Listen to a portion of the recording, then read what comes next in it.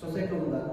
First Bible నేర్చుకోవాల్సినటువంటి అవసరత ఉందా? Bible నేర్చుకుంటే మనకి ఏమైనా ఉద్యోగాలు వస్తాయా? చాలా మందిలో ఉన్నటువంటి ఒక అభిప్రాయం అదే. బైబుల్ నేర్చుకుంటే ఏమొస్తుంది బ్రదర్? స్కూల్కి వెళ్ళి మంచి నాలెడ్జ్ సంపాదించుకుంటే, స్కిల్స్ సంపాదించుకుంటే కదా, ఇంకా డిఫరెంట్ లాంగ్వేజెస్ నేర్చుకుంటే, ఇంకా కమ్యూనికేషన్ స్కిల్స్ నేర్చుకుంటే కదా, ఇంకా మోటివేషనల్గా యాటిట్యూడ్ బాగా అలవరుచుకుంటే, ఓకేనా, యాక్షన్ నేర్చుకుంటే ఏం జరుగుతుంది అంటే డబ్బులు వస్తాయి. బోలెడంత లైఫ్ ఉంటుంది. భార్యను బాగా చూసుకోవచ్చు, పిల్లల్ని బాగా చూసుకోవచ్చు, మంచి ఎడ్యుకేషన్ ఇవ్వచ్చు, మంచి ఇల్లు కట్టుకోవచ్చు, మంచి కార్లు తిరగవచ్చు కదా. సో బైబిల్ నేర్చుకుంటే ఉపయోగాలు ఏమున్నాయి? ఏం లేవు అనుకుంటారు చాలామంది. బైబిల్ ఎందుకు నేర్చుకోవాలి? అసలు బైబిల్ నేర్చుకోమని బైబిల్ ఎక్కడైనా చెప్పిందా? బైబిల్ ఖచ్చితంగా చదవవలసిన అవసరం ఉంది అని బైబిల్ ఎక్కడైనా రాయబడిందా? రాయబడింది. ఎక్కడ రాయబడింది? ఒకసారి సందర్భాన్ని చూద్దాం. యోహాను సువార్త 5వ అధ్యాయము ఒకసారి చూద్దాం. బైబిల్ నేర్చుకోవడం ఎంత అవసరమో బైబిల్లో దేవుడు రాయించాడు. ఆ సందర్భాన్ని ఒకసారి చూద్దాం. యోహాను సువార్త 5వ అధ్యాయము 39వ వచనం చదివాము. మరొకసారి దాన్ని మనము ఆలోచించాము. యోహాను సువార్త 5వ అధ్యాయము 39వ వచనం. లేఖనములయందు మీకు నిత్య జీవము కలదని తలంచుచు వాటిని చదువుకొనుడి అన్నాడా? పరిశోధించుడి అన్నాడా? పరిశోధన, చదువుకోవటం రెండింటి తేడేంటి? క్రైస్తవులంతా ఈ రోజు వరకు స్టిల్ చదువుకుంటున్నారు. ఏం చేస్తున్నారు? చదువుకుంటున్నారు. ఆచారంగా కీర్తన అధ్యాయం అని ఆచారంగా ఏమంటారు దాన్ని? పద్ధతుల ప్రకారంగా దాన్ని ఏమంటారంటే వచన ఉత్తర ప్రత్యుత్తర. నేను చదువుతాను, నువ్వు చదువు. అర్థమవుతుందా? చదువుకుంటున్నావు, పరిశీలన చేయట్లేదు. సో మనకి ఏం కావాలన్నాడు? నిత్య జీవం నువ్వు సంపాదించుకోవాలి. నిత్య జీవం అంటే అంటే నీ జీవితంలో ఆత్మ అనేది ఒకటి ఉంటే ఆ ఆత్మకు మరణము లేనిది. జనన మరణాలు లేని స్థితి. నిత్య జీవం అంటే జననము గాని మరణము గాని లేని స్థితి. అది నిత్య జీవం. మీకు అర్థమవుతుందా? నిత్య జీవము కలదని తలంచుచు. నువ్వు తలంచాలి మొదట. బైబిల్ ఎందుకు నేర్చుకోవాలంటే నిత్య జీవం. Note this point. మీరు ఇది రాసుకోవాలి ఖచ్చితంగా. బైబిల్ ఎందుకు చదవాలి అని మనం అడిగితే బైబిల్ ఏం చెప్పింది అంటే నీకు ఒక నిత్య జీవం అనేది ఉంది. ఆ నిత్య జీవం ఎలా వస్తుంది అంటే బైబిల్ నేర్చుకోవడం వలన, బైబిల్ని పరిశీలన చేయడం వలన మాత్రమే పాసిబుల్. Otherwise impossible. మీరు బైబిల్ని పరిశీలన చేయలేదా మీకు నిత్య జీవం లేదు. మీకు అర్థం 100% అది మీరు రాసుకు పెట్టుకోవచ్చు. ఎందుకంటే అంత శక్తి కలదా వాక్యానికి? అంత పవర్ ఉందంటే అంత పవర్ ఉంది. ఏమంటాడు ఇంకా హెబ్రీ పత్రికలో వాక్యం అంట ఎక్కడికి వెళ్ళిపోతుందంట? ఎముకలలోని మూలుగులోని చుట్టుకుని వెళ్తుందంటాడు. అంటే అంతా వెళ్ళగలదా? అంత శక్తి కలిగింది. మరి నిత్య జీవం అంటే ఊరికి వస్తుందా? ఈ మాటల ద్వారా మనకు వచ్చేది నిత్య జీవం.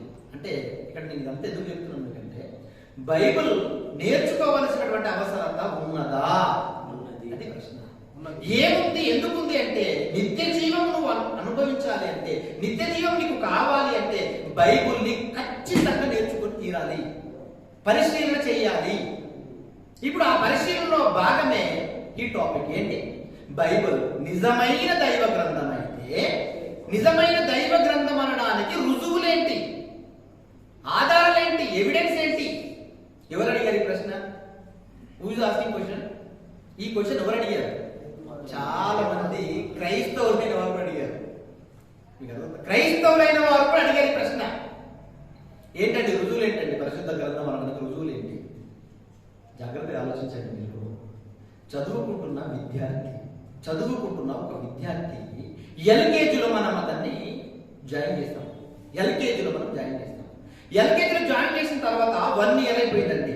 ఇప్పుడు ఎక్కడికి వెళ్ళాలి ఈ అబ్బాయి? ఎల్కేజీలో కూర్చోవాలా? యూకేజీకి వెళ్ళాలి వద్దా? It's a fact. 100% జరిగి తీరాల్సిందే. లేదంటే నేను ఎల్కేజీలో కూర్చుంటా అంటే ఊరుకుంటాడు తండ్రి? ఊరుకుంటాడా? స్కూల్కి వెళ్ళి వీడు చదవట్లేదా, రీజన్ ఏంటి, కారణం ఏంటి, నేను ఫీజు కట్టట్లేదా, వీడి బుక్స్ ఇవ్వలేదా, వీడి స్కూల్ పంపట్లేదా, వీడికి క్యారేజ్ పెట్టలేదు, అన్ని పెడుతున్నా, అన్ని చేస్తున్నాడు కదా, ఎందుకు యూకేజీకి వెళ్ళాడు? ఎట్టి పరిస్థితుల్లో యూకేజీకి వెళ్ళాల్సిందే వీడు, అవునా? లేదంటే స్కూల్ మార్చాల్సిందే, ఇమ్మీడియట్గా డిసిషన్ తీసుకుంటాడు, అవునా కదా? అంటే చదువుకుంటున్న ఒక విద్యార్థి ఎల్కేజీ నుంచి యూకేజీ నుంచి ఫస్ట్ క్లాస్ నుంచి సెకండ్ క్లాస్ ఇలా ఈ సంవత్సరం తన జీవితంలో అభివృద్ధి అనేది కనబడుతున్నప్పుడు ఈ రోజు క్రైస్తవ జీవితాల్లో ఏమైనా అభివృద్ధి ఉందా? నోటీస్ పాయింట్ ఉందా? ఏ విశ్వాసి అయినా నేను బోధించే వాడికి తయారయ్యాను అనడానికి మన ఆధారాలు ఉన్నాయా? మరి బోధిస్తున్నాడా? లేదే. వై? ఎందుకు? రీజన్ ఏంటంటే నేర్చుకోవాల్సినటువంటి అవసరత లేదు. సింపుల్ గా కొట్టేస్తారు. మేము చెప్తాం, మీరు వినండి. మేము చెప్పేవారము, మీరు మేము చెప్తాం, మీరు వినండి. ఎందుకు ఇది? ఈ పద్ధతి ఎక్కడి నుంచి వచ్చింది? ఏమని బైబిల్ ఏం రాయబడింది? మీరు సర్వలోకమునకు వెళ్ళి సర్వ సృష్టికి సువార్తను ప్రకటించాలి. ఏం ప్రకటిస్తాడు? ఏమి నేర్చుకోకపోతే ఏం ప్రకటిస్తాడు? ఏమి నేర్చుకోకపోతే ఎక్కడికి వెళ్తాడు? ఏమి నేర్చుకోకపోతే ఎక్కడికి వెళ్ళి చెప్తాడు? ఇది రైట్ అవునా కదా? ఆలోచించండి, సింపుల్ కొంచెం ఆలోచించండి, అంతే సింపుల్ ఆలోచించండి. ఇది అవునా కాదా? అవును, 100% ఇది వాస్తవం. లోకంలో జరుగుతున్న కొన్ని ప్రకృతి సిచ్యువేషన్స్ కొంచెం మీకు ఆలోచింపజేస్తాను. ఒక గొర్రెల కాపర్ ఉన్నాడు అనుకోండి, ఫర్ ఎగ్జాంపుల్. గొర్రెల కాపర్ ఉన్నప్పుడు గొర్రెలు పిల్లలు చేస్తాయా, గొర్రెల కాపర్ పిల్లలు చేస్తాడా? గొర్రెలు పిల్లలు చేయాలంటే కాపర్ ఏం చేయాలి? మంచి మేత పెట్టాలి, మంచి వాటి బాగుగులు చూసుకోవాలి, వాటికి మంచి మెడిసిన్ ఇవ్వాలి, అవునా? మంచి నీళ్లు ఇవ్వాలి, పోషకాలు ఇవ్వాలి, అవునా? ఇస్తేనే కదా పిల్లలు పెడతాయి. ఇప్పుడు సంఘాలకు ఆదివారం ఏదో నీకు అవసరమైనటువంటి బోధ చేసేసి అవసరమైనటువంటి వాక్యాన్ని నువ్వు ఆచారంగా చెప్పేసి పంపించేస్తే ఇప్పుడు వీళ్ళు చెప్పే పరిస్థితి ఉందా? లేదు. అందుకే క్రైస్తవ్యం విస్తరించట్లేదు. యేసు సకల జనులకు సాక్షార్థమై సువార్త ప్రకటింపబడాలని ప్రతి వారు చెప్తారు తప్ప ప్రకటించేవాడు తయారు చేస్తలేదు. ప్రకటించేవారు తయారు అవ్వట్లేదు, తయారు చేయరు. ఎందుకు తయారు చేయరు అంటే ఈ పాయింట్ మీరు నోట్ చేసుకోవాలి. డబ్బు ఆశ. ఏంటి? సంఘంగా నలుగురిని పోగు చేసుకుంటే అక్కడ నుంచి వచ్చే కానుకలతో నా జీవనం గడపాలన్న ఆలోచన ఎక్కువ మందిలో ఈరోజు ఉంది. డబ్బు కోసం సేవ చేసేవాడు ఎవరిని తయారు చేయడు. గుర్తుపెట్టుకోవాలి. డబ్బు కోసం సేవ చేయడానికి నువ్వు వచ్చావా? అయితే నువ్వు ఎవరిని తయారు చేయవు, ఎవరిని ఇక్కడ నిలబెట్టవు, ఎవరితో కూడా ఇక్కడ మాట్లాడించవు. ఎవరు ఒప్పుకున్నా ఒప్పుకోకపోయినా అది నగ్న సత్యం. మీకు అర్థమవుతుందా? కాబట్టి ఏమైనా దేవుని పిల్లలు జాగ్రత్తగా మీరు ఆలోచించండి. డబ్బు ఆశపడి ఇటువంటి ఈ కార్యక్రమాన్ని ప్రారంభించలేదు. అర్థమవుతుందా? ఈ కార్యక్రమానికి నా జేబుల నుంచి చాలా డబ్బులు పెట్టి మేము వస్తున్నాం. అర్థమవుతుందా? నేర్పించాలని ఒకటే ఒక తపన, మీరు నిలబడాలి. పౌలు గారు ఒక అద్భుతమైన మాట అంటాడు. ఏమంటాడు? విశ్వసించింది నీ గనుక మాట్లాడేవాడు నిలబడతాడు. మీకు అర్థమవుతుందా? మాట్లాడేవాడు ఎవరైనా సరే మాట్లాడాడు ఈ రోజు నిలబడి డెఫినెట్ గా చచ్చిపోయేంత వరకు క్రీస్తు పక్షాన ఒక సైనికుడిగా నిలబడతాడు. మాట్లాడించే అవకాశం లేనప్పుడు పడిపోతారు. అందుకే మాట్లాడే వారిని తయారు చేయాలన్న ఒక ఎజెండాని పెట్టుకున్నాను. నా జీవిత కాలంలో నేను చచ్చిపోయే లోపు కనీసం 100 మందిని నాలాంటి వాళ్ళని తయారు చేయాలనుకుంటున్నాను నేను. బాగుంటుందా? ఆలోచించండి. బాగుంటుందా? అదండి ఎజెండా. అది ఒక 100 మందిని ఈ మాట్లాడేవారు 100% ఎక్కడికి వెళ్ళిపోతారు?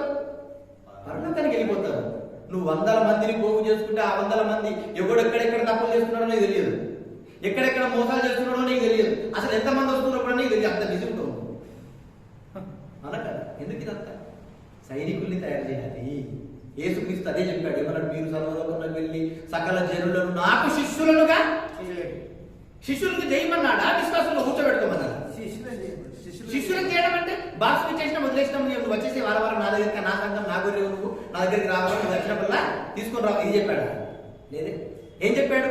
శిష్యుడిగా చేయడం అంటే 3.5 సంవత్సరాలు యేసుక్రీస్తుల వారు వాళ్ళకు తర్ఫీదిచ్చాడు. ఎవరికి? శిష్యులకు ఇచ్చాడు. ఇయ్యలేదా? ఇచ్చాడు లేదా? ఎలా ఇచ్చాడు? చాలా మంది ఏమంటారంటే వాళ్ళు చదువులేని పామరులండి, వాళ్ళకి ఎక్కడ చదువు ఉంది, వాళ్ళకి ఎక్కడ ట్రైనింగ్ ఉంది అంటారు. 3.5 సంవత్సరాలు వాళ్ళ యొక్క స్థిరాస్తులను వదిలేసి, పనులన్నీ వదిలేసి భార్య ఒక వైపు తిట్టినా, భర్త ఒక వైపు తిట్టినా, పిల్లలు ఒక వైపు తిట్టినా, అన్నదమ్ములు ఒక వైపు తిట్టినా, తల్లిదండ్రులు ఒక వైపు తిట్టినా, అందరు తిట్టినా కూడా వాళ్ళందరినీ పక్కన పెట్టి యేసును వెంబడించారు 3.5 సంవత్సరాలు. అంటే ఈ ప్రశ్న కూడా రేజ్ అయింది. ఏమని? యేసుకు శిష్యులు అవ్వాలి అంటే అక్కను చెల్లిని వదిలేయాలా, అన్నదమ్ములు వదిలేయాలా అని చెప్పి యేసు చెప్పాడు. ఎందుకు వదిలేశారు వాళ్ళు? పిచ్చి లేసి వదిలేశారా? టైం లేదు ఇక్కడ, టైం లేదు. 3 సంవత్సరాలు 3.5 సంవత్సరాలు ఉంటాడు యేసు. ఇంతలోపు వీళ్ళంతా నేర్చుకోవాలంటే ఎంబడి తిరగాలి, మరి తప్పదు కదా. నేను నేర్చుకోవాలంటే ప్రతి చోటికి వెళ్ళాలి. ఎక్కడ మీటింగ్ ఉంటే అక్కడికి వెళ్ళిపోవాలి, ఎక్కడ క్లాస్ ఉంటే అక్కడికి వెళ్ళిపోవాలి, ఎక్కడికి వెళ్తే అక్కడికి వెళ్ళిపోవాలి. ఇలా పని అదే వెళ్ళారు. జన సమూహంలో ఈయన ఉపమానాల చేత మాట్లాడుతుంటే, యేసుక్రీస్తుల వారు ఉపమానాలు చెప్తుంటే, అప్పుడు ఈ శిష్యులకు అర్థం కావట్లేదు. ఈయనేదో చెప్పాడు కంగారైపోతున్నారు మొత్తం. యేసు వెంబడిస్తున్నారు కాబట్టి యేసు దగ్గరికి రాగానే ఏమడిగారు? అయ్యా, ఉపమానం చెప్పావు కదా, దాని భావాన్ని మాకు తెలియపరచవా? అప్పుడు ఏం చేశాడు యేసు? వారిని కూర్చోబెట్టుకొని విశదీకరించి వారికి అర్థమయ్యేటట్టుగా చెప్పేశాడు, వివరించి చెప్పాడు. అది training. That is called training. మీకు అర్థం? సభలలో మస్తు మాట్లాడతాం మేము కూడా. సభలు వేరు, క్లాసులు వేరు. ఇది క్లాస్. ఇదేంటిది? ఇది బైబిల్ క్లాస్. ప్రశాంతంగా మాట్లాడతా, నేను సిట్టింగ్ చేసి కూర్చొని రిలాక్స్ గా మాట్లాడతా. నేర్చుకోండి ప్రశాంతమైన, ఎంత ఇన్ఫర్మేషన్ కావాలో అంత ఇన్ఫర్మేషన్ తీసుకోండి. బట్ నేర్చుకున్న మీరు అలాగే ఉండిపోకండి. వాక్యం మీద మీరు అలా ఉండిపోకండి. ఒకరితోనా, ఇద్దరితోనా, ముగ్గురితోనా, నలుగురితోనా, 5గురితోనా పంచుకోండి. దేవుని మాటను పంచిపెట్టండి, తీసుకురండి, వాళ్ళని నేర్పించండి, నిలబెట్టండి. నీ పక్షాన్ని 4 నిలబెట్టిన దేవుడి దగ్గరలోకి చెప్పుకుంటావు. అయ్యా వల్ల సామర్థ్యం నలుగురిని తీసుకొచ్చాను అయ్యా.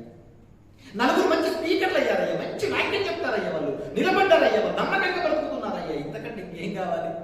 అయ్యా నేను 1000 మందిని పోగు చేశాను అయ్యా, అందరు దౌర్భాగ్యులయ్యా కదా. ఎందుకండి? అందుకే కవులు కూడా అప్పుడప్పుడు కొన్ని పదాలు రాస్తారు. తడుగు బెడుగు రాళ్ళు కట్టేడేలా మంచి నీరం ఒక్కటి చాలు. డైనమిక్ గా మాట్లాడేవాడు ఒకటి ఉంటే చాలు, 100 మంది ఇన్స్పైర్ చేస్తాడు. అది చేయాలి ఎవరైనా, అది బాగుంటుంది. అవునా కదా? కాబట్టి ఏమైనా దేవుని వాళ్ళు ఆలోచించండి. సో నేను అంత ఎందుకు చెప్పానంటే, ట్రైనింగ్ ప్రోగ్రామ్ యొక్క ప్రధాన ఉద్దేశాన్ని నేను చెప్పాను. అపోజిట్ పౌలు గారు ట్రైనింగ్ ఇచ్చాడు లేదా? ఇచ్చాడు. అద్దెంట్లో ఎన్ని సంవత్సరాలు? 2.5 సంవత్సరాలు దురన్ను అని ఒక పాఠశాలను అద్దెకు తీసుకొని ఏం చేశాడు? వచ్చిన వాళ్ళందరికీ ప్రతిరోజు వాక్యాన్ని నేర్పించాడు. సో మనం కూడా దీన్ని ఏం చేస్తున్నాం? ఇక్కడ అద్దెకు తీసుకున్నాం. ఎంతమందిని వీలైతే అంతమందిని తీసుకురండి. ఏ డినామినేషన్ అయినా పర్వాలేదు, మా దగ్గర ఉండదు. నేర్చుకోండి, వెళ్ళిపోండి. బట్ నేర్చుకోకపోతే నిత్య జీవం, అలా ఉండిపోతే నిత్య జీవం లేదు. ఎంతకాలం ఉంటావు? ఎంతకాలం? ఇప్పటికి చాలా కాలం అయిపోయింది. 20 ఏళ్ళు, 30 ఏళ్ళు, 40 ఏళ్ళు వయసు అయిపోయింది. ఇప్పుడు ఏం చేస్తావు? అందుకే ఒక ట్రైనింగ్ ప్రోగ్రామ్ ని మీకు ప్రశాంతంగా మీకు ఆరు ప్రాంతంలో తీసుకొచ్చాను. ఇది ఎప్పుడో నేను ప్రారంభించాలి, కానీ నాకు కొత్త వాళ్ళ దగ్గరికి వెళ్ళి దేవుడి పని చేయడం చాలా ఇష్టం. అందుకే కొత్త ప్రాంతాలకు వెళ్ళాను. మరి ఇక్కడ ప్రాంతంలో ఉన్నటువంటి మన పిల్లలు రిక్వెస్ట్ చేయడం వల్ల జేమ్సన్ గారు ముందుకొచ్చి, జగరియా గారు ముందుకొచ్చి, సామ్యూల్ గారు ముందుకొచ్చి, అన్న ఇక్కడ కూడా మీరు ప్లాన్ చేద్దామంటే మనం ప్లాన్ చేస్తాం. సో దీంట్లో మీ యొక్క కర్తవ్యం ఏంటి? మీరు చేసిన పని ఏంటి? కూర్చోబెట్టండి, స్టూడెంట్స్ని కూర్చోబెట్టండి, వినిపింప చేయండి, పంపించండి. మనకి ₹1 వద్దు వాళ్ళది.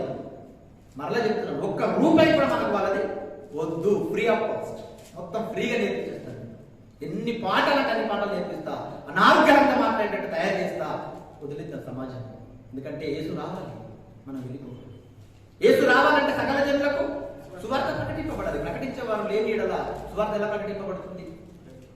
మాట్లాడేవారు లేకపోతే ఎలా వెళ్తుంది? ఎవరు ఒక్కడు మాట్లాడితే సరిపోతుందా? 100 మంది కూర్చోబెట్టుకొని నేను ఒక్కడిని మాట్లాడితే 100 మంది మౌనంగా ఉండాలంటే ఎలా? ఒక్కడు పని చేస్తే కొంచెం అవుతుంది, 100 మంది పని చేస్తే ఎక్కువ పని అవుతుంది. సింపుల్ లాజిక్స్ ఇవన్నీ కూడా చాలా మందికి తెలియదు. సో కమాండ్ పాయింట్, మనం వాక్య భాగంలో వెళ్ళిపోతాం. బైబుల్ నిజమైన దైవ గ్రంథమా అనేది అంశం. ఈ పాఠాన్ని నిజమైన దైవ గ్రంథం అయితే దీనికి సంబంధించిన రుజువులు ఎక్కడ ఉన్నాయి అనేది మనకు ప్రశ్న అడిగారు. ఆ ప్రశ్నతో పాటు కొన్ని ప్రశ్నలు కూడా వాళ్ళు సంధించారు. ఏంటి ఆ ప్రశ్నలు? ఒక ప్రశ్న, అందులో బైబుల్ ఊహించి వ్రాసినది అన్నారు. ఏమన్నారు? బైబుల్ ఊహించి వ్రాసారిది, ఇది వాస్తవికత దీనిలో లేదు, అసలు దీనికి రుజువులే లేవు, అసలు ఎలా అండి బైబుల్ నమ్మేది అని ఒక ప్రశ్న అడిగారు. ఇలాంటి ప్రశ్నలు 6-7 ప్రశ్నలు ఉన్నాయి బైబుల్లో. వాళ్ళు అడిగారు, బైబుల్ నుంచి తీసి అడిగారు ప్రశ్నలు. ఊహించి వ్రాసింది అన్నారు. దేన్ని బట్టి అన్నారు ఊహించి వ్రాసింది అని? మీరు బైబిల్ ఊహించి రాసింది అని ఎలా చెప్పగలిగారు వీళ్ళు అంటే ఇందులో ఒక కీలకమైనటువంటి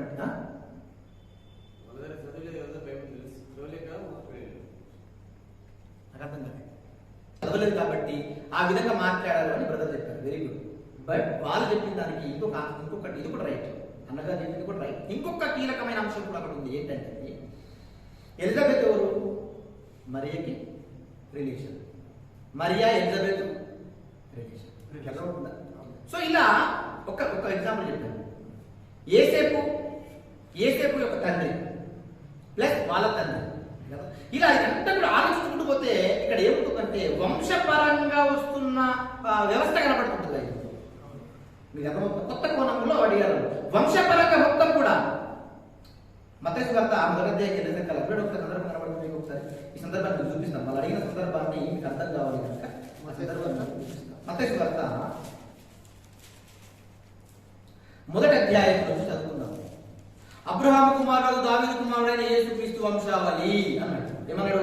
అబ్రహాము ఇస్సాకు కరెను, ఇస్సాకు యాకోబు కరెను, యాకోబు యూదాను అతని అన్నదమ్ములను కరెను, యూదా తామారునందు పేరెసును జేరామును కరెను, పేరెసు యెస్రోమును కరెను, యెస్రోము ఆరామును కరెను, ఆరాము అమ్మినదాబును కరెను, అమ్మినదాబు నయస్సును కరెను, నయస్సును సల్మానును కరెను, సల్మాను రహాబునందు బోయాజును కరెను, బోయాజు రూతునందు ఓబేదును కరెను, ఓబేదు యెషయి కరెను, యెషయి రాజైన దావీదును కరెను. దావీదు వంశంతో వచ్చేవాడే జీసస్ క్రైస్ట్.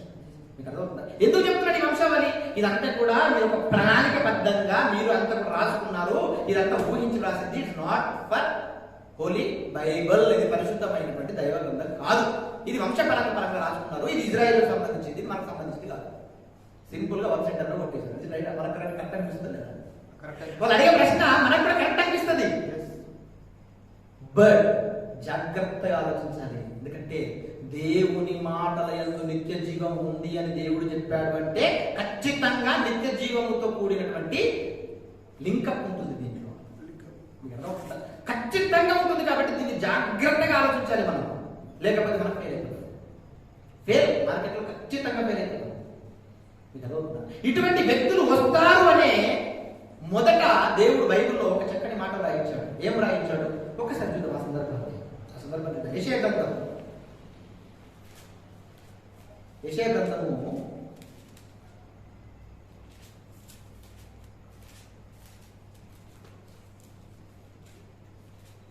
28వ అధ్యాయము 13వ వచనాన్ని అక్కడ ఫార్ములను మనకు పొందుపరిచాడు దేవుడు. ఒక ఫార్ములను పొందుపరిచాడు. ఏంటి ఆ ఫార్ములా చూద్దాం. ఆజ్ఞ వెంబడి ఆజ్ఞ, ఆజ్ఞ వెంబడి ఆజ్ఞ, ఆజ్ఞ వెంబడి ఆజ్ఞ, సూత్రం వెంబడి సూత్రము, సూత్రం వెంబడి సూత్రము, కొంత ఇచ్చట, కొంత అచ్చట. యెహోవా వాక్యం అన్నాడా? యెహోవా వాక్యం మీకు వచ్చును. ఏమన్నాడు? యెహోవా వాక్యం మీకు వచ్చును అన్నాడా? వంశపరంగా వాళ్ళ జీవిత కథలు వస్తాయన్నాడా? యెహోవా వాక్యము మీకు వచ్చును. మీకు అర్థమవుతుందా? యెహోవా వాక్యము మీకు వచ్చును అన్నాడు. ఎక్కడెక్కడ వస్తుంది అది? కొంత ఖురాన్లో, కొంత వేదాలలో కదా, కొంత రామాయణం. ఇలా ఏమని చెప్పాడా? లేదు. ఏమన్నా? ఆజ్ఞ వెంబడి ఆజ్ఞ. ఆది కాండం నుండి ప్రకటన గ్రంథం వరకు ఆజ్ఞ వెంబడి ఆజ్ఞ, సూత్రం వెంబడి సూత్రం. యెహోవా వాక్యం కొంత ఇచ్చట, కొంత అచ్చట. అంటే కొంత ప్రకటన గ్రంథంలో, కొంత ఆది కాండంలో, కొంత నిర్గమ కాండంలో, కొంత ద్వితీయోపదేశ కాండంలో, కొంత హెబ్రీ రాసిన పత్రికలో, కొంత ఆది కాండంలో. సీక్రెట్స్ ఇది. ఇలా మీకు వస్తుంది అన్నారు. ఈ విషయాన్ని మైండ్ పెట్టుకోండి. రెండో అంశం ఏంటంటే ఊహించి చెప్పిన దానికి నాకు చెప్తున్నాను మీకు. రెండో అంశం, ఒకవేళ ఊహించి రాసింది అయితే ఎవరు రాస్తారు? ఊహించి? ఎప్పుడు రాయబడింది బైబిల్ ఎప్పుడు రాయబడింది? క్రీస్తుకు పూర్వం. ఓకేనా? రాసుకోండి. క్రీస్తుకు పూర్వం 1500 సంవత్సరాలు. ఎంత?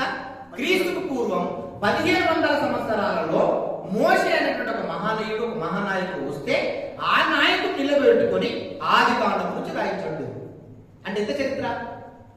ఇప్పటిదాకా ఎంత చరిత్ర ఉంది?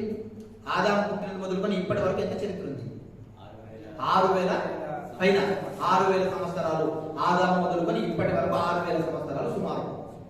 ఓకేనా? సో ఈ 2000 సంవత్సరాలు తీసేయండి. ఎంత? ఇంకెంతుంది? 4000. 4000లో మోసెస్ ఎప్పుడు? క్రీస్తుకు పూర్వం 1500 నుంచి 2000 సంవత్సరాల మధ్య. 15 నుంచి 2000 సంవత్సరాల మధ్య కాలంలో మోసెస్ గారు ఉన్నారు. అంటే సుమారు 1500 అనుకుందాం. ఇప్పుడు మీ రిమైనింగ్ ఎంత ఉంది? 2000 చిల్లర హిస్టరీని ఎవరు పొందుపరిచారు? మోసెస్. ఆదికాండం రాసింది ఎవరు? ఎవరు రాశారు? మోషే రాశాడు. ఆదికాండం మోషే రాశాడు, నిర్గమకాండం మోషే రాశాడు, ఆ పంచకాండాలన్నీ కూడా మోషే గారు రాశారు. 2500 సంవత్సరాల చరిత్ర మోషకి తెలుసు. Notice point. మీకు అర్థం? మోషకి ఎలా తెలుసు? ఎలా మోషే ఊహించి రాశాడు? మీకు అర్థం? ఒక ఐగుప్తు చరిత్ర కావచ్చు, ఒక అబ్రహాము గురించి కావచ్చు, లేకపోతే ఇస్సాకు గురించి కావచ్చు, లేకపోతే యాకోబు గురించి కావచ్చు, లేకపోతే ఆదాము గురించి కావచ్చు, కయీను గురించి కావచ్చు, హేబెల్ గురించి కావచ్చు. How is it rated? ఎలా రాయగలిగాడు ఈయన? కాబట్టి ఇది మనుషులు ఊహించి రాసినదైతే 100కి 100% అవ్వదు, ఖచ్చితంగా అవ్వదు. అర్థమవుతుంది? ఎందుకంటే చరిత్ర తెలియదు కదా. ఇప్పుడు నా సమకాలంలో ఉన్న వారిని గురించి మాట్లాడగలను, మహా అయితే మా నాన్న గురించి మాట్లాడగలను, మా నాన్న ఫ్రెండ్స్ అందరి గురించి మాట్లాడగలను, ఇంకా కుదిరితే మా తాతల గురించి మాట్లాడగలను. ఏంటండి ఇది? 2500 సంవత్సరాల చరిత్రను మోసెస్ గారు రాస్తున్నారంటే అసలు అది పాసిబుల్ అయ్యే అవకాశం ఉందా? లేదు సార్. మోసెస్ గారు అవకాశం ఉందా? నో, పాసిబుల్ అయ్యే అవకాశము లేదు. ఖచ్చితంగా ఇది ఎవరో చెప్పాలి, మోషే గారే రాయాలి. అంతేనా? ఎవరో ఒకరు చెప్పాలి, ఖచ్చితంగా చెప్పాలంటే ఎవరు చెప్పారు? మరి దేవుడు చెప్పాడు. అందుకే బైబిల్లో కూడా ఒక చక్కటి మాట ఇటువంటి వ్యక్తులు వచ్చి అడుగుతారని దేవుడికి భవిష్యత్తు తెలుసు కనుక ఒక చక్కటి మాట రాయించాడు. ఏంటా మాట? ఒకసారి చూద్దాం. పేతురు రాసిన పత్రిక, పేతురు రాసినటువంటి ఈ మొదటి పత్రిక 2వ పత్రిక, క్షమించండి, పేతురు రాసినటువంటి 2వ పత్రిక 1వ అధ్యాయము 20వ వచనం. ఒకడు తన ఊహను పేతురు రాసిన వలన 2వ పత్రిక 1వ అధ్యాయము 20వ వచనం ఏం చెప్తున్నాడు? ఒకడు తన ఊహను బట్టి చెప్పుట వలన లేఖనములో ఏ ప్రవచనమును పుట్టదని. బైబిల్ చదివే ఏ ఒక్కడైనా మొట్టమొదట గుర్తించుకోవలసినటువంటి విషయం ఇదే. ఏంటది? ఒకడు తన ఊహను బట్టి చెప్పుట వలన లేఖనములో ఏ ప్రవచనం అంటే ఎవరైనా చెప్తారా? ప్రవచనం అంటే రాంగ్ ఆన్సర్. ప్రవచనం అంటే చెప్తారా ఎవరైనా? ఎనబడి ప్రవచనం అంటే వాక్యం జరగబోయేది చెప్పాలి. ఇంకా నెక్స్ట్, ఇంకా దేవుని మాట. ప్రవచనం అంటే బైబిల్లో వ్రాయబడ్డ ప్రతి వర్డ్. Notice point. ప్రవచనం అంటే ఏంటి? ప్రవచించే వరం వేరు, ప్రవచనం వేరు. ప్రవచనాలు అంటారు. ప్రవచనాలు అంటే మాటలు, దేవుని మాటలు. ఒకటి ఇక్కడ చాలా మంది అపార్థం చేస్తున్నారు, అందుకే మీకు దీన్ని ఐడెంటిటీ చెప్తున్నా. ప్రవచనాలు అనగానే ఒకడు ఊహను బట్టి చెప్పుకోవడం వల్ల ప్రవచనం పుట్టదని దేవుడు అన్నాడు కనుక నేను ఊహించుకోవట్లేదు, నేను ప్రార్థనలో ఉన్నప్పుడు నాకు ఆలోచన వచ్చింది, అందుకే సహోదరి ఎస్తేరు రాని మీరు ఎడమ రొమ్ముకు గడ్డు ఉంది వచ్చేసి అని చెప్పేసి చెప్పాను. ఫర్ ఎగ్జాంపుల్ చెప్తున్నాను. ఇది ప్రవచనం అనుకున్నారు వీళ్ళు. దీన్ని ఇక్కడ అపార్థం చేసుకున్నారు, చాలా మంది అలాగే పిలుస్తున్నారు. ఇప్పుడు వీళ్ళు పిలవడానికి బలమైన ఆధారం ఏంటంటే ఇదే చూపిస్తారు వీళ్ళు. కానీ ఇది ఎందుకు రాయబడింది తెలియదు చాలా మందికి. మీకు అర్థమవుతుందా? ఒక్కడు తన ఊహను బట్టి చెప్పుట వలన లేఖనములో ఏ ప్రవచనం, లేఖనములో ఏ ప్రవచనం, లేఖనములో ఏ ప్రవచనం, లేఖనం అంటే వాక్యం, వాక్యంలో ఏ పదం కూడా ఒకడు ఊహించి చెప్తే రాయబడలేదు అని చెప్తున్నాడు క్లియర్ గా. ఒకటి చెప్తే రాయబడలేదు. ఇది ఆదికాండం నుంచి ప్రకటన గ్రంథం వరకు ఒకడు తన ఊహను బట్టి చెప్పుట వలన లేఖనములో ఏ ప్రవచనము పుట్టదు. అది మొదట గ్రహించాలి ఎవరైనా. ఎంత అద్భుతం అండి బైబిల్, ఒక ఫజిల్. నిజంగా దాన్ని విడగొట్టి మాట్లాడుతుంటే ఎక్స్ట్రాడినరీ ఉంటుంది. కానీ అర్థం చేసుకుంటారు ఆచార్యులు. చెప్తున్నాడు ఊహను బట్టి చెప్పుట వలన ఏ ప్రవచనము పుట్టదు అని చెప్పి ఇంకేమంటున్నాడు?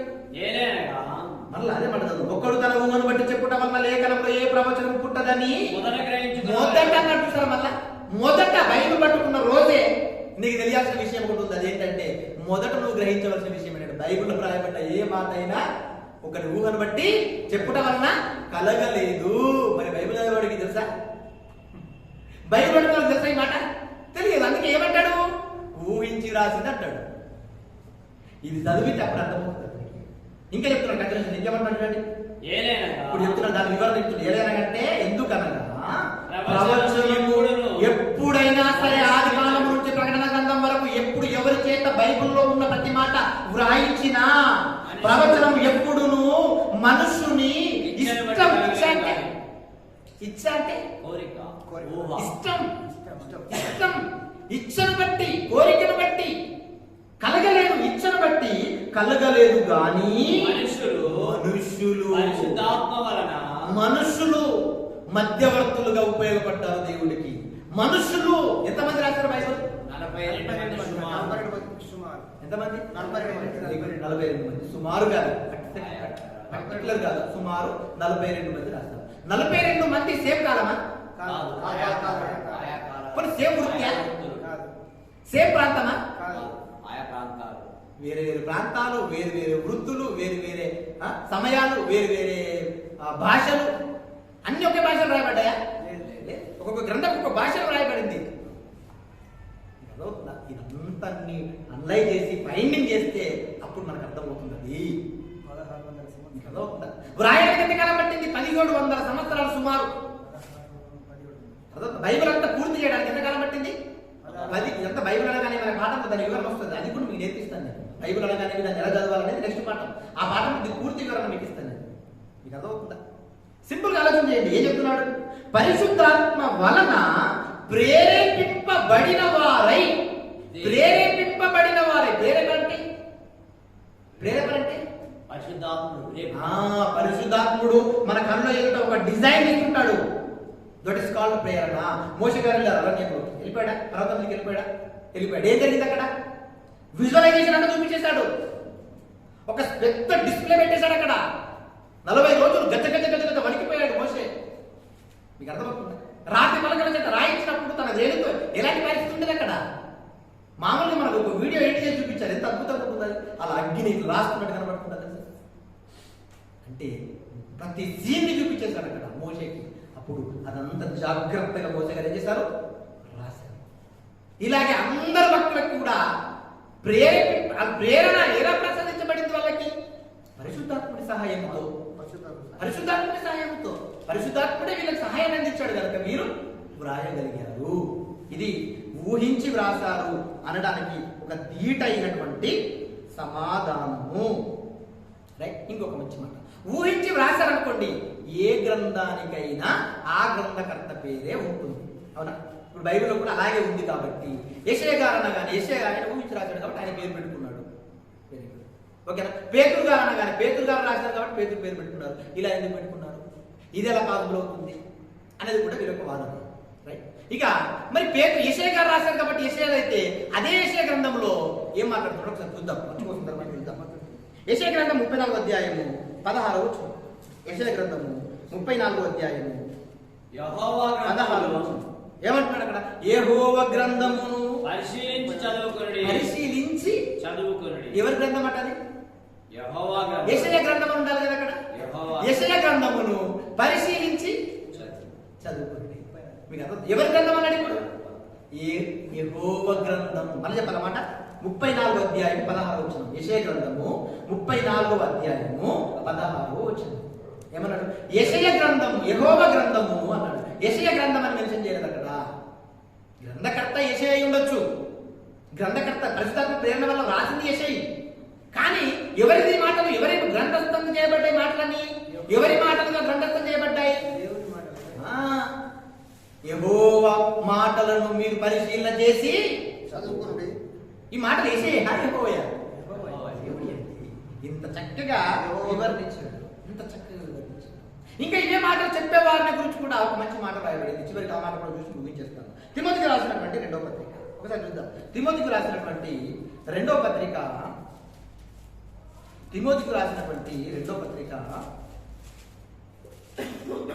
అర్థమవుతుందా అంటే మీకు క్లారిటీ? అర్థమవుతుందా?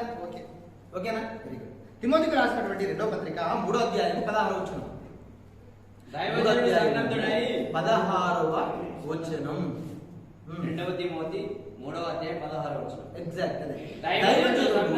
సన్మద్ధుడై ప్రతి సత్కార్యమునకు పూర్ణముగా సిద్ధపడినట్లు దైవావేశం వలన కలిగిన ప్రతి లేఖనము అన్నాడు. ఏమన్నాడు? దైవావేశం వలన కలిగిన ప్రతి లేఖనం. బైబిల్ ఎలా కలిగింది?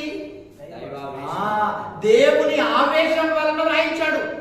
తన పిల్లలంతా కూడా పాతాళలోకానికి, నరకానికి గురైపోతుంటే తనకు ఆవేశం, వీళ్ళు కాపాడాలంటే ఎలా, వీళ్ళ దగ్గర నా మాటలు వెళ్ళాలంటే ఎలా, గ్రంథస్థంగా చేయబడాలి, నా మాటలు వాళ్ళకు తెలియాలి అని ఆవేశంతో చెప్పాడు ఈ మాటలన్నీ. ఇప్పుడు ఆవేశంతో కూడిన మాటలు మనం ఎలా చెప్తుంటాం? జోకులు చేసుకుంటా, నవ్వించుకుంటా. అర్థమవుతుందా? దేవుడేమో ఆయన ఆవేశంతో రాయిస్తే ఈరోజు సొసైటీ అర్థం చేస్తుంది ఇది జోకులు. ఈ ఇందులో ఉన్న పదాలకు ఎటువంటి పేర్లు తెలుసా? పేతురు అంటే కోడి. ఏమి సండే వచ్చింది అనుకోండి ఏమడుగుతారు? ఏమంట చేశారు బ్రదర్ అంటే ఆ బ్రదర్ అంటాడు ఇప్పుడు కోడి భాష. ఏంటి మైండ్ ఈరోజు పేతురు బ్రదర్, పేతురా. దైవావేశం వలన కలిగిన ప్రతి లేఖనం అని బైబిల్ చెప్తే నీ పనికి మాలిన సమాధానాల కోసం వాడుకుంటావు ఈ పదాలు. చూడండి ఎట్లా ఎలా తయారైపోయింది సొసైటీ చెప్పండి. భీమ్ అనుకున్నాడు అనుకోండి ఏమంటాడు? ఈరోజు మా ఇంట్లో అబ్రాహం పిచ్చి లేచిపోయింది సమాజానికి. పిచ్చి లేచిపోయిందండి ఈ సమాజానికి. మా ఇంటి యోనా అండి, యోనా పిచ్చికరికి యోనా చెప్తాడు ఇతను. ఇలా మాట్లాడాలా? ప్రతి లేఖనము దైవ ఆవేశం వలన కలిగిందన్నాడు బైబిల్లో. ప్రతి లేఖనం, ప్రతి మాట దేవుడి ఆవేశం వల్ల వచ్చిందని బైబిల్ రాయబడింది. తన పిల్లలంతా కూడా నరకానికి వెళ్ళిపోతుంటే ఆ బాధ ఎవరు చెప్తారండి సమాజానికి? అర్థం చేసుకోలేక, ఎలా కాపాడుకోవాలో తెలియక ఇంతమందిని సెలెక్ట్ చేసుకొని ఆయా కాలాలలో ఒకరి నోట ఒకరు నిలబెట్టుకొని ఇంత చక్కగా వ్రాయించి పెడితే ఈ రోజు ఊహించి రాసిందంటావా? ఊహించి రాసిందా బైబిల్? ప్రతి వానికి ధీటైన సమాధానం చెప్పవలసింది ఎవరు? మనం. ఈరోజు మన సబ్జెక్ట్ లేదు, మనమే చెప్తాం ఇప్పుడు. అందుకే సబ్జెక్ట్ ఇవ్వాలి అందరికీ, నేర్పించాలి. సమాజంలో ప్రతి వాడు జబ్బదసి మాట్లాడంత సత్తాన్ని ఇవ్వాలి. మాట్లాడచ్చు. ఇప్పుడు ఎవరైనా మీ దగ్గరకు వచ్చి బైబిల్ ఊహించి రాసింది అన్నారు అనుకోండి, నిజంగా చెప్తున్నా అంత రోషంతో చెప్తాను మీరు. సబ్జెక్ట్ ఉన్నాడు కూడా భయపడండి, గుర్తుపెట్టుకోండి. బైబిల్ ఒకరి వాళ్ళు ఉప్పరికి దగ్గర మీ దండాలు పెట్టారు. ఎందుకంటే అందుకే వాళ్ళ సబ్జెక్ట్ ఉంటుంది, వాళ్ళ ఏముంటుంది? సబ్జెక్ట్ ఉంటుంది.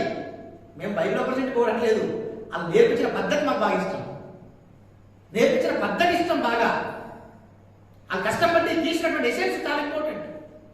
వాళ్ళు నేర్పించే పద్ధతి కూడా ఏమంటారు? బైబుల్ అలాగే ఉందో లేదో ఈ పరిశీలన చేయండి అంటాం. మనం మమ్మల్ని నమ్మద్దంటాం. నేను కూడా మోసపోవచ్చు, నన్ను కూడా దేవుడు తిప్పని తిప్పుకొట్టచ్చు, దయ్యం గడైనా కాటేయచ్చు. నన్ను నమ్మకండి. నీ చేతిలో ఒక ప్రామాణికం ఉంది, దేవుడు పెట్టాడు. అదే 66 పుస్తకాలతో కూడినటువంటి ఒక మహాగని. దాని మీద బేస్గా చెబుతున్న ప్రతి మాటను ఆలోచించు. నేను ఆలోచింప చేస్తున్నాను లేదో చూడు, అప్పుడు నీకు క్లారిటీ వస్తుంది. ఇంత అద్భుతమైనటువంటి ఎసెన్స్ దేవుడి బైబిల్లో రాయించి పెడితే ఈరోజు ఎలా అయిపోయింది సొసైటీ చెప్పండి? ఎలా అయిపోయింది చెప్పండి? సో ఇది పరిస్థితి ఏమైంది? చివరిగా ఒక మంచి మాట చూపించాలా? చూపించాలా? చివరిగా పేతురు రాసినటువంటి పేతురు రాసినటువంటి మొదటి పత్రిక, పేతురు రాసినటువంటి మొదటి పత్రిక 2వ అధ్యాయము 15వ వచనం మన కోసం. పేతురు రాసినటువంటి మొదటి పత్రిక 2వ అధ్యాయము 15వ వచనం. ఏలయనగా మీరిట్లు యుక్త ప్రవర్తన గలవారై ఉండండి. ఎవరంట? ఎవరుండాలా? మీరిట్లు ఏలయనగా మీరిట్లు యుక్త ప్రవర్తన గలవారై ఉండు. ఎవరుండాలి? యుక్త ప్రవర్తన గలవారై ఉండవలసిన వారు ఎవరు? అది పాయింట్. ఎవరుండాలి? ఎవరు చెప్తున్నాడు ఈ హెచ్చరిక? ప్రపంచంలో యేసుక్రీస్తు తండ్రి కుమార పరిశుద్ధాత్మ నామములో బాప్తిస్మం తీసుకున్న ప్రతి వారికి చెబుతున్నటువంటి మాట ఇది. మీరిట్లు యుక్త ప్రవర్తన. యుక్తి అంటే చెప్తావరైనా? యుక్తి అంటే ఏంటి? ప్రతిదాన్ని ముందుగానే పసిగట్టడం యుక్తి. ప్రతిదాన్ని ముందుగా పసిగట్టడం యుక్తి. యుక్తి గలవారై అన్నాడు. యుక్తి గలవారై ఉండు, యుక్తి గలవారై ఉండు చెప్తూ కింద ఒక అద్భుతమైనటువంటి పద ప్రయోగం చేశాడు. నిజంగా దేవుని పక్షాన దేవుని కుమారుడు అనేవాడికి వచ్చే రోషం అలా ఉంటుంది అక్కడ మాట చదువుతుంటే. అంత అద్భుతం ఉంటుంది చూడండి అన్నమాట. ఎంత అద్భుతం, ఎంత రోషంతో ఉంటుంది అన్నమాట. పేతురు రాసినటువంటి మొదటి పత్రిక 2వ అధ్యాయము 16-15 వచనం. పేతురు రాసినటువంటి మొదటి పత్రిక 2వ అధ్యాయము 15వ వచనం. ఏలయనగా మీరుట్లు యుక్త ప్రవర్తన గలవారై అజ్ఞానముగా మాటలాడు మూర్ఖుల నోర్లను మూయుట దేవుని చిత్తం. చిత్తం అంటే ఇష్టం. ఎవరి ఇష్టం అంటే అది? నా ఇష్టం కాదు. అది దేవునికి ఇష్టం అంటున్నాడు. మూర్ఖులు అజ్ఞానంగా మాట్లాడేస్తున్నారు ఈ సన్నాసులంతా. ఇలా నోర్లను మూయాలి. ఎవరు మూయాలి అంటే ఇక బాప్తిస్మం తీసుకున్న ప్రతి క్రైస్తవుడు మూయించాలి. కానీ ఈరోజు మూయించే పరిస్థితి ఉందా? ఎందుకంటే ఎక్కువ సేవకుడి భయపడే రోజులు. ఎందుకండి భయం? నేర్చుకో, భక్తి ఉండు, విధేయ కలిగి ఉండు సేవకుడికి కాదనట్లేదు. బట్ మూర్ఖుల నోరులను మూయించవలసిన వారు ఎవరు? నువ్వే కదా. ఏం నేర్చుకున్నావు ఈరోజు? ఏ సమాజానికి చెప్పాలనుకుంటున్నావు? ఎవరి దగ్గరికి వెళ్ళాలనుకుంటున్నావు? ఎవరితో మాట్లాడతావు? అయ్యి బాబు మన పని కాదు అంటావా? అలాగే చెప్తున్నాడు, మీరు యుక్త ప్రవర్తన గలవారై ఉండుడి. ఇక మూర్ఖుల నోరు అజ్ఞానముగా మాట్లాడుతున్నారు చాలా మంది. అజ్ఞానముగా మాట్లాడు మూర్ఖుల నోరులను మూయుండా దేవుని చిత్తం. మనుషుల చిత్తం కాదు, మనుషుల ఇష్టం కాదని దేవుని ఇష్టం. మరి దేవుని ఇష్టాన్ని నెరవేర్చని నువ్వు దేవుడు ఎందుకు? నీకు దేవుడి కుమారుడు నువ్వెందుకు? అర్థమవుతుందా? దేవుని ఇష్టాన్ని నెరవేర్చాలి మనమంతా. ఏసు నెరవేర్చాలి లేదా? భూమి మీద ఏం చేశాడు ఆయన? తండ్రి, నా చిత్తము నెరవేర్చుకోవడం నేను రాలేదయ్యా, నీ చిత్తాన్ని నెరవేర్చడానికి నేను ఈ భూమి మీదకి వచ్చానని ఏసు అంత అద్భుతంగా మాట్లాడండి. ఆ మాట చదువుకున్నాం లేదా? రెండుసార్లు చదివాను. ఏ రోజు ఎంత అన్నావా? తండ్రి, నా చిత్తం నెరవేర్చుకోవడం నేను రాలేదయ్యా, నీ చిత్తం నెరవేర్చడానికి నేను వచ్చానయ్యా. నువ్వు ఎప్పుడైనా అన్నావా? నీ జీవితంలో ఎప్పుడైనా అన్నావా? బట్ ఈ రోజు నువ్వు అనండి, డిసైడ్ అవ్వండి. ఇగో తండ్రి చిత్తాన్ని నెరవేర్చడానికి నేను నేర్చుకుంటా.